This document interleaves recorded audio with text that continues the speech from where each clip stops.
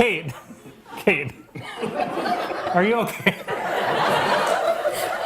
I'm obviously not. Kate McKinnon spent 11 seasons on Saturday Night Live, and in that time, she cracked up a whole lot of castmates and hosts with her go-for-broke performance style. So I had to just chill up there with my damn coot and prune shoe till the place opened up. What's extra notable about the Close Encounter series of sketches is the players couldn't stop themselves from laughing every single time. This full Porky Pig in it and a drafty dome. I swear to God, there was one gray alien by a door just kind of peeking out. He's crying. McKinnon's delivery makes it nearly impossible not to break. Look, it wasn't my worst Wednesday night. The final sketch of any given SNL episode, the one that gets put in the 12:50 spot, is sometimes the best one. Situated between the DMV and a darkened Sonic, it's the location that will make your Uber driver say, "You sure?"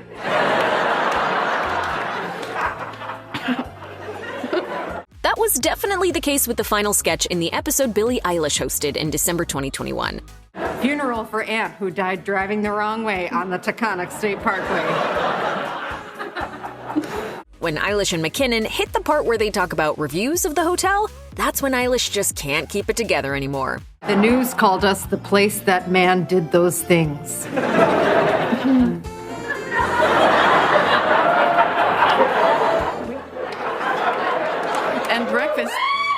And breakfast. McKinnon and Wig play Barbara DeDrew and Veronica, two women showing off cats and kittens that viewers can adopt. When she farts, it sounds human, and you'll get blamed. Dizzy is into SNL. Saucers of milk. Wig gets the better of McKinnon at points too. Veronica has the hots for Barbara, and McKinnon can't keep a straight face when Wig makes her move. He deserves a pinch.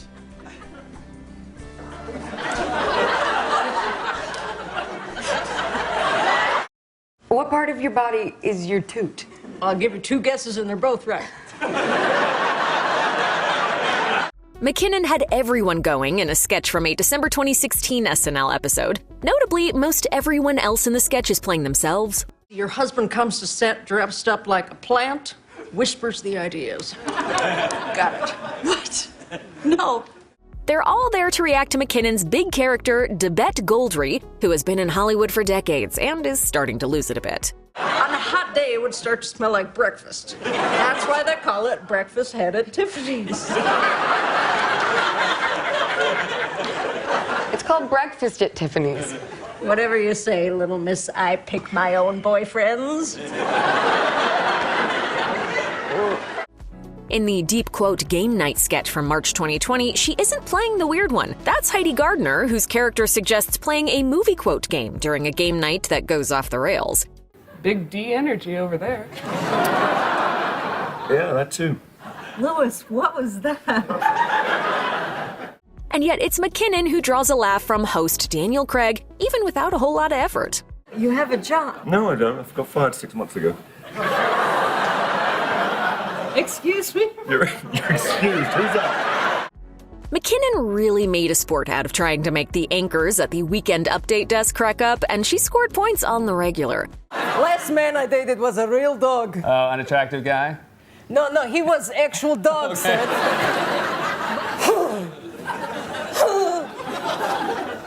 Sorry, what are you doing? I'm laughing, Seth. One of the characters with whom she often did that was Olya Povlatsky, a woman from a small Russian village. The woman falls, and if the man catches her, they get married. And if he doesn't catch her? Then she dies. And she's finally free. McKinnon rolled behind the desk as tennis legend Billie Jean King in December 2013. Then President Barack Obama had appointed the real-life king, who is openly gay, to the U.S. delegation to the Games, seemingly to protest anti-gay Russian laws. I'll tell you what, Mr. Putin. I'm no Melissa Etheridge, but if you come to my window, I'll punch you right through the glass. McKinnon is also openly gay and seemed to be having a blast playing King. There is no demographic in this world that gives less of a flip than 70-year-old lesbians. All right. We don't need to tell you that 2020 was a weird time. President Trump had tested positive for COVID, and McKinnon came on as Dr. Wayne Wenowdis, a purported medical expert who mostly just repeated his last name. Wenowdis. Okay. When Jost thanks Dr. Wenowdis for coming on, McKinnon insists on staying and giving him an exam. That gets the giggles out of both of them. Blood pressure. The blood pressure. We don't need to do this. Kate, are you okay? Let's jump back to Colleen Rafferty. She returned in November 2018 on an episode hosted by Liev Schreiber. I'm wearing my PJs. That's an XL men's No Fear t-shirt and ankle socks. Schreiber dutifully makes it through a lot of discussion of Colleen chasing down a ghost without any pants on, but once McKinnon starts standing on two chairs and shoving her butt in his face to describe trying to go number 2 in the tank of a toilet at the ghost's behest, he can no longer maintain his composure. Real vein strainer, just sort of, and not even a pellet. I'm going, and I'm shaking. While we're bringing back recurring characters, let's talk about another one with Debette Goldry. A few months before the other sketch, in October 2016, McKinnon debuted Debette in a sketch called Actress Roundtable. Yep, everyone gives you drugs to wake you up. Drugs to... What? Host Margot Robbie played Keira Knightley. You girls know how it is. No, we don't. Is that a thing that happens? Maybe that's how McKinnon got to play Weird Barbie alongside Robbie and Barbie. McKinnon played a psychic named Madame Vivelda in a sketch from October 2020, which reveals its twist pretty quickly. 2019 has sucked, but I think 2020 is going to be our year. The gimmick then becomes the psychic accurately predicting pandemic behavior, which sounds absolutely insane to these people safely ignorant of it living in the year before. All your visions mention us crying. Do we all just cry for all of 2020? No, not always. In particular, Madame Vivelda tells host Adele that she'll be angry about a missing adult coloring book. Adele's character says that can't be true, but Madame Vivelda insists while touching Adele's chin, and that gets her. Monday, coloring. Tuesday, coloring. Every day coloring. If it ain't de Blasio and Dinkins, hello. Hi. From there on, McKinnon's unhinged mannerisms as Giuliani just seemed to be too much for Jost. Okay, Rudy, so the president has said, what is your plan? Rudy, what is your plan next, just like for yourself? When Adele hosted the show in October 2020, all it took was one word to make her break. Tribesman.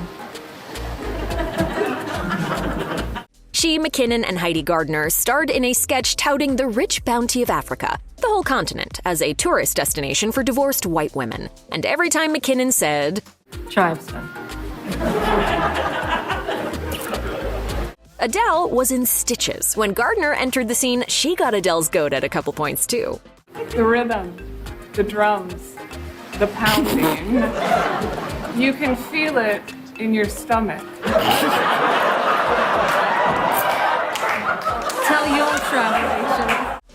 McKinnon left SNL in 2022, but like plenty of others, she returned in February 2025 for the show's 50th anniversary special. And what character would be better to bring back than Colleen Rafferty? Once again, she's at the Pentagon, this time alongside Woody Harrelson and Pedro Pascal. It's Pascal she gets. At one point, she demonstrates how some aliens thought her crotch was some kind of animal. Then the alpha comes in and he challenges it, right? He goes like this. We all saw that smile, Pedro. Then Meryl Streep comes on as Colleen's mom, and both she and McKinnon crack each other up. Not the worst thing my mom and I have done in a church. Okay, let's not finish that story at all.